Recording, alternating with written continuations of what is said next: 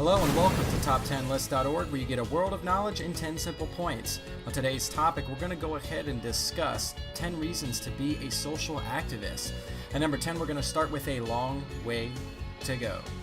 The society, ever since running, has faced innumerable problems. All across the world, no matter where we go, the basic problems of humanity remain the same. Talking about our own countries, we have a variety of problems ranging from inequalities, class issues, gender discrimination, all types of different problems. Also infrastructure, poverty, corruption, legal flaws, and so on. And the list is almost endless. And this is how things are. And when we talk about problems, they can seem infinite, and we can go on listing them in a never-ending manner. But when we talk of solutions, most of us have one answer, that nothing can happen. And this is the approach that we don't need in order to change. We need a different approach, a positive one, because we have a long way to go before the social status of our country changes, and therefore it is time we start stepping in the social arena and work unitedly to bring in changes. Number 9 is being dynamic. Social activism is a dynamic phenomenon. In this fast-moving world, what else do we want? Fighting for a cause, protesting, running after something, putting forward your demands, urging for a change. There is so much to do as a social activist. Today, the youth especially is so full of energy, passion, and awareness. The dynamites of social activism surely cannot fail to attract them. We all want to do something remarkable, powerful, and identical, so why not be socially active then? Number 8 is patriotism. One of the very fundamental reasons to be a social activist is the sense of patriotism associated with it. Working for the society is working for the country. When you work for the people, you work for the nation. Social activism and patriotism is almost inseparable. Little or big, no matter how we are involved with social activities, it counts equally in forming the nation as a better place to live. Number 7, doing good works.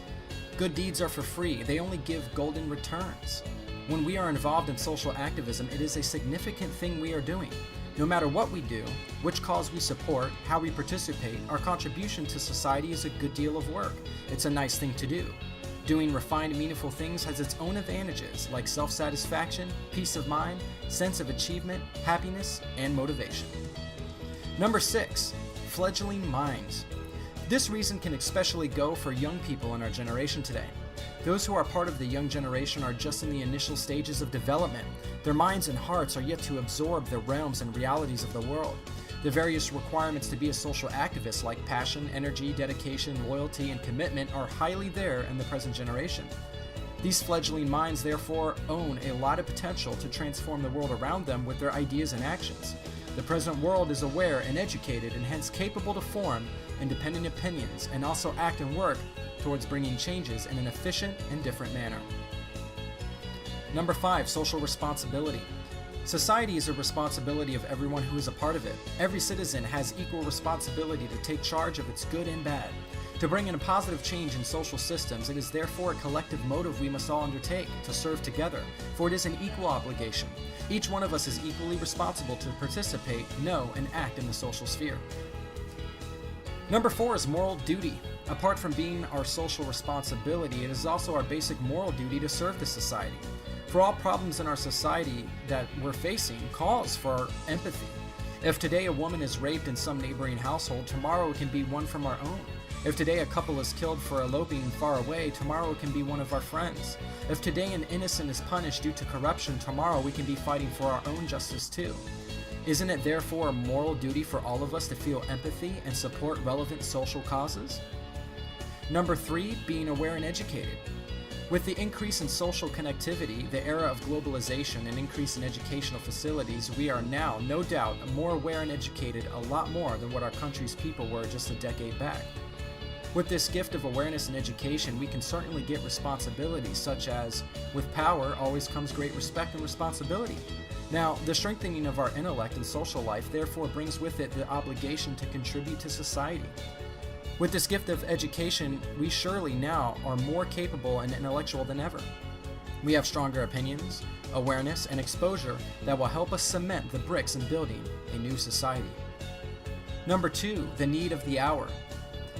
The country is in a dark phase. We are going through one of the worst stages of social as well as financial history. It is therefore the need of the hour that the public pulls up their socks and gets out of their homes to find out reasons for all that is affecting their well-being in the society and work towards it. The status of a woman's safety, the corruption and flaws of ruling parties, the innumerable scams, and the class discrimination, the fight for homosexual recognition, are just some of the latest situations in our country that needs mass support and assistance in order to improve. The fight for justice never ends era after era, and we have something or the other to fight for. Every epoch has its own call for social activities, and we as citizens of a country should never become dormant, therefore participating in social activism. Number 1 is human resource. Human resource is the most powerful and efficient resource any nation has. We all as human beings are the creators of most of the things around us, and we are bestowed with the holy gift of reason, and that is our greatest weapon. As human beings, apart from our moral duty, social obligation, and need of the hour, intellectual demands as well, it is the very fact of being human that calls for social activism. We are not people, but resources to our nation, and with all the prospects we owe, we must not sit back but get our toes forward and take actions. Human resources is the most powerful one, and for something like a society that is nothing but a cluster of this resource, who can better serve but us to cure its countless diseases? I hope this was a very insightful and educational episode of Top 10. If you enjoyed it, click subscribe and don't hesitate to join us again for another edition.